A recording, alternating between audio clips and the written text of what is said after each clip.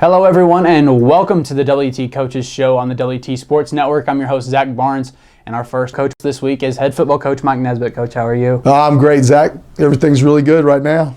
Well, that's good. Well, Coach, congrats on the win against Pueblo. Big deal for you guys. And what has the team been like this week? No, they're really excited. You know, of course, Sunday night was really good when we got back in the weight room and the run and everything and the little practice we have on Sunday. So spirits were good. You know, it's kind of like I said Monday. You know, as bad as we were on Friday afternoon is as good as we are today. And so it was a lot of fun and pretty enjoyable week so far. And practice was great yesterday. And a lot of energy. A lot of guys coming in and watching video and getting excited to play. This group from Stephenville is going to be a fun group. So we're kind of that 24-hour rules in effect, and we're moving forward and getting ready to go. And well, Coach, you do have Tarleton State coming up this weekend, getting to play in AT&T Stadium once more. What are they looking like to you? Well, they're a really good offense. You know, their offensive coordinator, Mason Miller, does a great job with them, and they're really pushing the tempo on offense. That's something, you know, we talked with our defensive coaches all about this week, and I know Coach Brimsky's excited to get a coach against them again and see those guys. Mason does a good job. You know, they've got some good characteristics on offense. They throw the ball really well. Two really good outside wide receivers that can really run, and you know, Tevin Creeks and Ray Dupree are going to have to play real well this week. They're going to have to play some pass coverage. Hunter Struhling, Ethan Morris, and that front four of ours are going to have to get some pressure on that quarterback, which is going to be tough to do in an air raid scheme. They're going to get the ball out of their hand really quick, and a lot of screens and a lot of up-tempo plays, so we got to be used to the change in speed of play. It won't be probably as methodic as CSU Pueblo was, and they're going to try to hurry up and get us caught in some substitution issues and stuff like that, so we just got to be ready to play. Well, so who are some players to watch out for on Tarleton? Well, you know, the big thing is their quarterback play. I think their quarterback play is going to be really solid. They do a great job coaching them. I think that, and their tailbacks are looking really good right now. For them defensively, they got a really good transfer linebacker in from Kentucky that's playing real well for them. He's kind of in a backup role, so it's a little surprising to see him as a number 2 on the depth chart. I got an idea that's going to change, and there was a couple guys that I think might have been hurt the first week, so I think their interior linebacker core could be a little bit different than what we've seen coming up. But I'll be kind of curious to see how it goes, and I know Carrie will have those guys ready to play. Well, Coach, we asked a little bit about it on Monday, but Preston and Carter, how are they looking? Oh, they're looking good. You know, Carter was in the office this morning in great spirits, and Preston, you know, looked good yesterday at practice and was moving around okay out there, and so we'll look and see how they go. All right, well, Coach, well, good luck on Saturday. Thanks for joining us. And again, that is on Saturday. You can catch live stats on GoBuffsGo.com. Thanks for joining us. Hey, thanks. Appreciate it. Hello, everyone, and welcome back to the WT Coaches Show. Our next guest is volleyball head coach Jason Skoch. Coach, how are you? I'm doing good. Well, Coach, a little different this year. You guys are starting out 4-4. Mm-hmm. And kind of how is that affecting the team right now? We're good. You know, we every coach feels like there's losses you should have and losses you shouldn't have, and we feel like we could have been 6-2, maybe squeeze 7-1. The only frustrating part that we have is as a coaching staff is that the way we're losing. And so the last couple of practices we've been trying to see if the girls if they're upset, and so we tell the girls all the time it's not a failure, it's not the action that's bad, we care about the response. So if after a loss or after a bad rep or whatever, as long as the response is good, that we know that they're mentally engaged and they care, and so ultimately we feel it's going to get fixed. We feel like we push them enough that if it's fixable, it can get fixed. And you mentioned on Monday during the media press conference that 4 of your starters are out due to injury. What are some things that y'all are having to do to adjust to that? The biggest thing is when someone gets injured, I wonder sometimes if people realize what it does. So if you're not already deep at a position, mm-hmm. we've actually had more kids. I need to clarify this. A lot of the injuries happened before school started, actually, mm-hmm. just random life stuff. And so what happened is girls, we thought we had this team about 4 other starters, but 5 or 6 players that would be playing. So we have a really good potential freshman group that was supposed to be, we could put one in or two and sort of grease them in, where they would look better than they really are, mm-hmm. because other people are carrying more of the weight, sort of greasing them in. And so now what the injuries are doing is those kids now, you're seeing it. That's why we're 4-4. Is they have to be the main people, and we knew that they weren't going to be ready this early. Mm-hmm. So that's what the injury's doing, and so it's making us be creative. I will say this is, once you lose, it's what the heck. And so what do you got to lose in a sense? So it's made us try some things that I normally wouldn't try. Mm-hmm. I'm very stubborn, and so we've done things that I wouldn't have done, and we're seeing some good stuff come out of it. So our biggest thing is just staying patient. I think Coach Nesbitt says that he's just focus on the process. I'm pretty impressed with how he does it, because I think it's easier said than done. Yeah. So I think long term, I really don't know.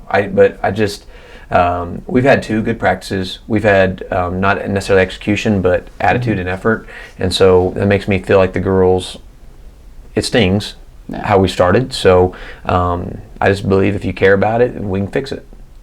And then on Friday and Saturday, Texas A&M Commerce and Texas Women's will be coming to town, and you guys will be taking them on. What are some things y'all are looking at preparing for that? Commerce in general, both teams are sort of different. Like, I err on the side of conservative and structure, and so not necessarily play it safe, so to speak, but I err on the side of, and so my kids need to learn as the year goes on to be free.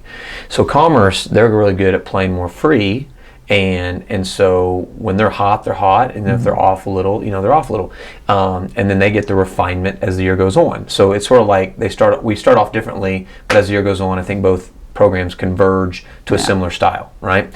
TWU in general is, the last couple of years, their coach has brought in really good players, but more athletic players, and so we feel it's going to be more of an offensive game.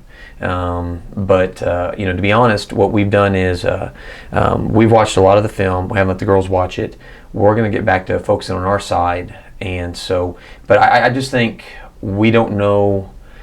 I think they're like us. I think both Commerce and Women's. I think if you talk to their coaches, I think by watching them, they could have squeezed out another win or 2. Mm-hmm. They're good, and so the irony is the year that we're having all these challenges with the program. The irony is the Lone Star, and I've predicted this for the last couple of years, being on the national committee for the NCAA, is everyone thinks the RMAC's the power, and we all know in the Heartland and the Lone Star that the Lone Star is surging. The last couple of years it was Angelo and WT, and then everyone knew how good TW was, and then Commerce is one of those teams like no one wants to play them. We all know who they are. And then Tarleton, that wasn't a fluke last year with Tarleton. No. And so Eastern's amazing this year. So the irony is the year that we're having all these challenges.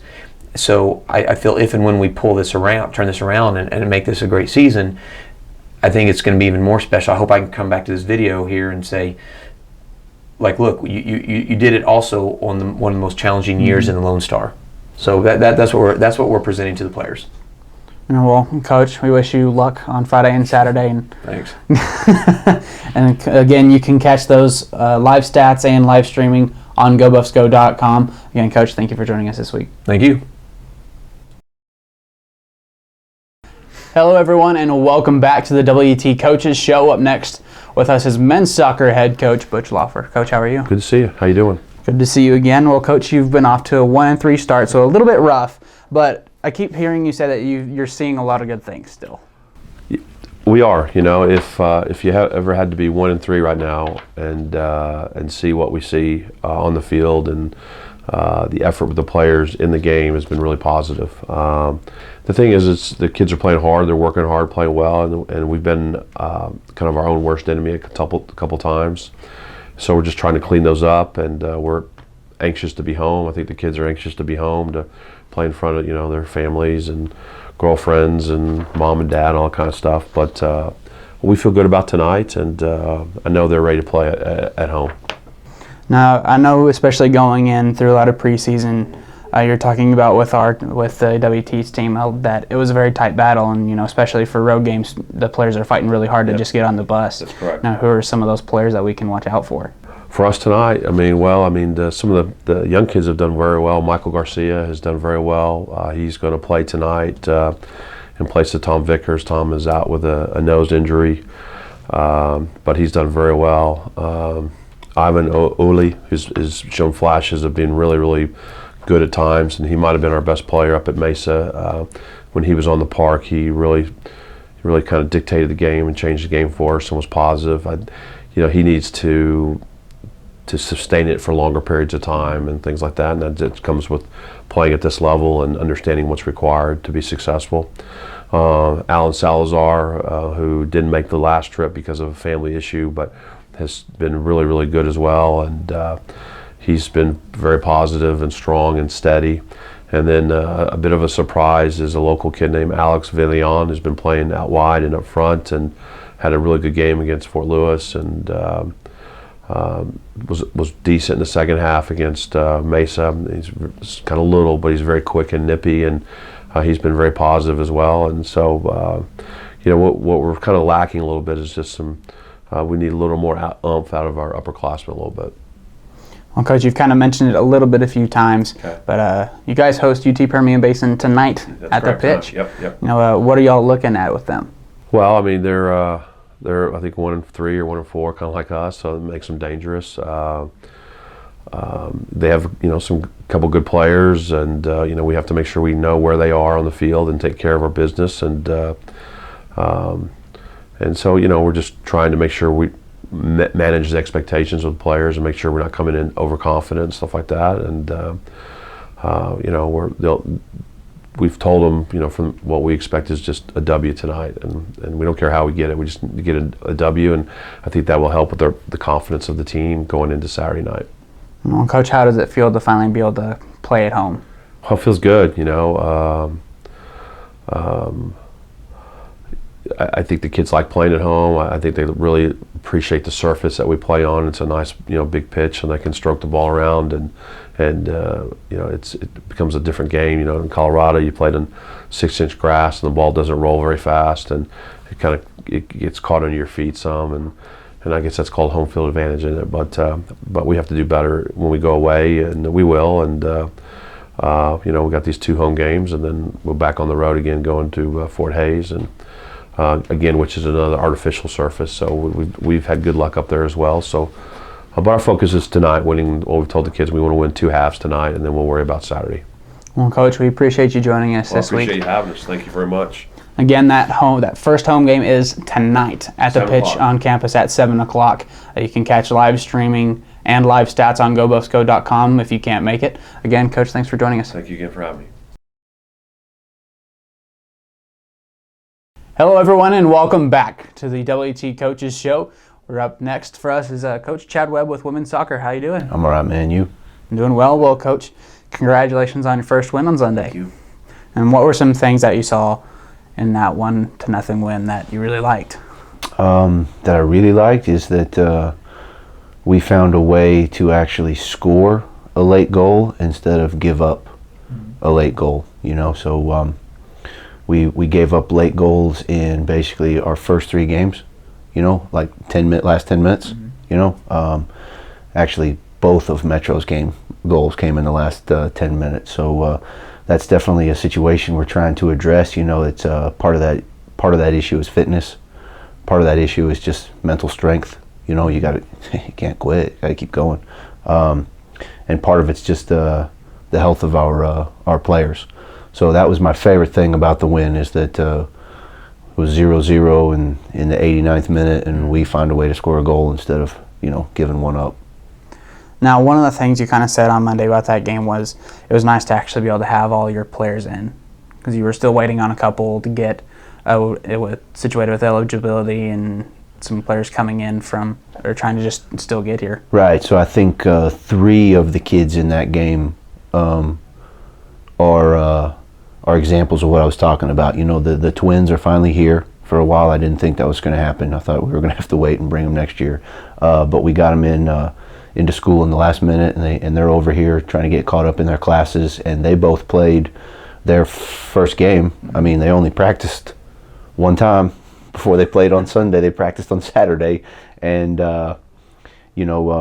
Draw plays a more of an attacking role. Sorry, Khadidra. Yeah. I just call them by the last 3 letters of their names. Khadidra plays more of an attacking role, so I was able to like give her some experience and bring her out, and give her some experience and bring her out. But Shaw had to just go in and be a center back basically for the whole game, and they're not used to the heat, and they're not used to the way that turf feels in the heat. And so I thought they both did great, but especially Shaw to go back there and kind of anchor our defense. And it's the first shutout we've had, and if you saw the game, she eliminated some real problems. Oh, yeah. So she did great. And then the other one that's on that list is the girl from Colorado. It's a freshman named Emily Cassidy. Same situation. She's only practiced once since she's been here. She came in and she had mono, and then she got some severe hives. They were all over. I mean, like her whole body was red. It was just nothing like I've ever seen. She ended up having to go to the emergency room for it. They couldn't figure out what was wrong. But she's finally over all that. And so, I know that she's a player that can help us in the future, so I wanted to get her some time. So I put her in really late in the first half for only about 4 minutes, and then I put her in really late in the second half, and she ends up assisting the goal. So those were 3 of the players that I was talking about. Now, if we could just get a couple back from injury, like Marissa, I think is just released from her concussion, so we'll see if she can play on Friday, and then our goalkeeper. But I think you want to talk about our goalkeeper. Well, let's say you've started 3 goalkeepers so far this year. So kind of what is that looking like? Well, our number 1 is the freshman out of Belton. Her name is Courtney Dipple, and she was probably our best player in our first 2 games. But she strained her MCL, which is much better than what we thought she had done. So that is not a season-ending injury, and she practiced half of practice yesterday, so she's kind of still limping around, but she'll be back in the goal. If not on Friday, she'll be back in the goal on Wednesday when we go over to Portales and kick off the Lone Star Conference part of our season. And the other 2, I just gave each of them a shot. So on Friday we'd probably go with Mac. So speaking of Friday, you guys hit UT Permian Basin on the road. What are you guys looking at with them?